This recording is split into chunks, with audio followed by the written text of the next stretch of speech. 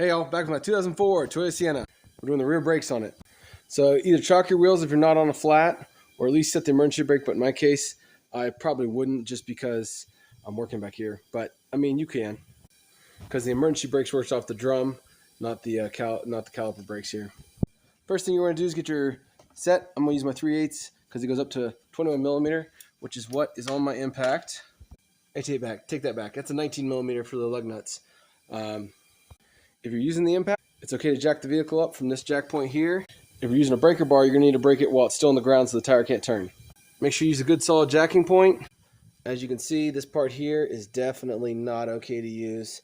It's really rusted out, and then you don't want to use where the spare tires at there either.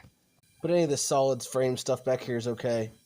So after taking the lug nuts off, go ahead and take your tire off and slide it underneath the vehicle for some protection, or if you have jack stands, you can put them underneath here as well. We're going to be using a 14 millimeter 3/8 drive to brake loose the caliper bolts here. Now's a good time to use your C-clamp, or in my case, a flathead screwdriver. And I'm prying and pulling piston in there. You can see where I have it wedged. You may have to wiggle it in there some more, in between other things.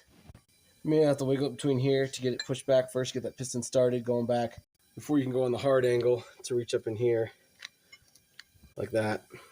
Once you got it fully compressed, now we can take these bolts off. Unless, of course, you have a compression tool, you're going to use a C-clamp with it off the vehicle, then you can just undo these first. Remember because they're on the back side facing towards you, or well, if they're going this way, this would be very tighty. But because they're going in this way, you're going to be going down this way to your right to loosen them. We got the bottom bolt out. Let's finish taking out the top one. There's the top one out. Get all those off to the side.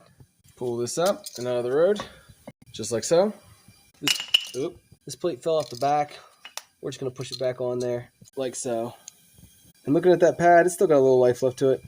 This one here was probably the one causing our issues. It's pretty used up. Yeah, you can see where it's cracking up here at the top. Now's a good time to make sure those are moving. Both seem to be good. If you want to, it's up to you. You can replace both pads. I still have a little life left on this one, so I'm going to leave it there. There's 2 ears started in the top and in the bottom there, and then roll it in. Like that. On. Make sure you get your bolts lined up in the back there so the bolts can't go in. Bolts through the holes. And I'm trying to figure out where it is to find that spot to get started. Top all the way up to the bottom. Slide it through there, get started. Sometimes they're a real bugger to get started. You can also grease the back of the pad and the slides so it slides smoothly. Part 2.